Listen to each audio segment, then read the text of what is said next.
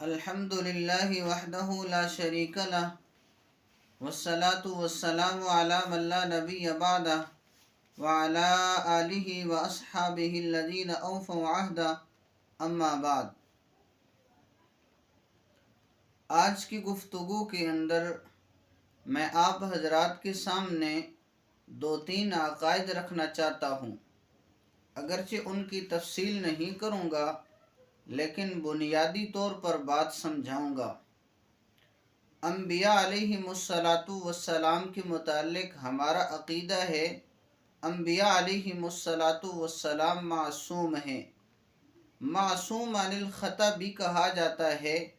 الفقہ الاکبر کے اندر حضرت امام اعظم ابو حنیفہ رحمہ اللہ نے لکھا: الانبیاء کلہم منزہون عن الصغائر والکبائر والکفر والقبائح، کہ تمام انبیاء علیہم السلام یہ صغیرہ گناہوں سے بھی پاک ہیں، کبیرہ گناہوں سے بھی پاک ہیں، کفر سے بھی پاک ہیں، حتیٰ کہ قبیح چیزوں سے بھی پاک ہیں۔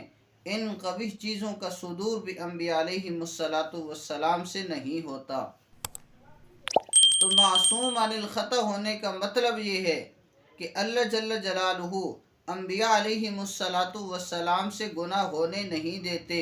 لنصرف عنہ السوء والفحشاء، اللہ انبیاء علیہم السلام سے گناہ کو دور کر دیتے ہیں۔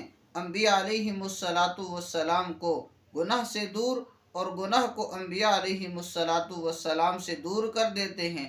اللہ انہیں گویا کہ حفاظت میں لے لیتے ہیں، جیسے اللہ نے قرآن مجید کی حفاظت کا ذمہ لیا۔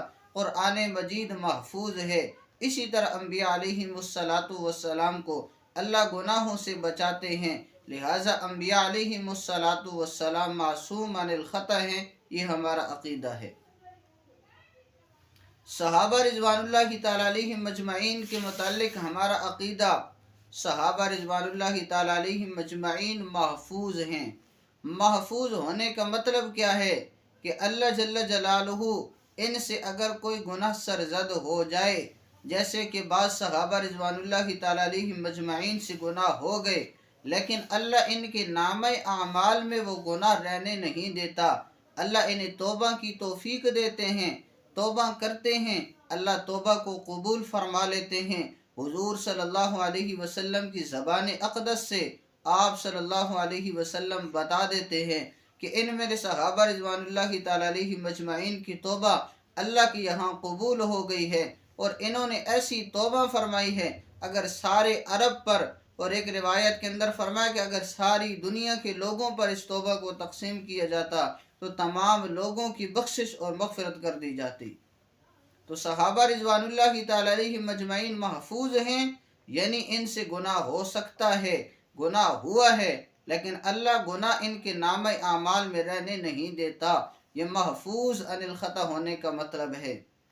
اسی طرح مجتہد جو اجتہاد کرتے ہیں، مجتہد مأجور ہے، چاہے مسئلے کے اندر صواب درستگی کو پہنچے، چاہے مسئلے کے اندر اسے خطا ہو جائے، غلطی لگ جائے، اللہ پھر بھی اجر عطا فرماتے ہیں۔ صحیح بخاری کی روایت ہے کہ جب حاکم اجتہاد کرتا ہے اور وہ اجتہاد کے اندر اصابہ درستگی کو پہنچ جاتا ہے، فلہ اجران، اس کے لیے دوہرا اجر ہے۔ لیکن جب وہ اجتہاد کرتا ہے فاخطا، اور اسے خطا لگ جاتی ہے، غلطی لگ جاتی ہے، فلہ اجر، پھر بھی اس کے لیے اکہرا اجر ہے، پھر بھی اس کے لیے سنگل اجر ہے۔ تو لہٰذا مجتہد مأجور ہوتا ہے، ہمیشہ اسے اجر ملتا ہے، چاہے مسئلے میں خطا تک پہنچے، چاہے مسئلے میں صواب درستگی تک پہنچے۔ ہاں، درستگی تک جب پہنچتا ہے اللہ جل جلالہ دوہرا اجر عطا فرماتے ہیں، لیکن جب اسے خطا ہو جائے اللہ سنگل اجر، اکہرا اجر پھر بھی عطا فرماتے ہیں۔ تو لہٰذا یہ بات یاد رکھیں، انبیاء علیہم السلام معصوم ہیں، بس انبیاء علیہم السلام ہی معصوم ہیں۔ صحابہ رضوان اللہ تعالیٰ علیہم مجمعین محفوظ ہیں، بس صحابہ رضوان اللہ تعالیٰ علیہم مجمعین ہی محفوظ ہیں۔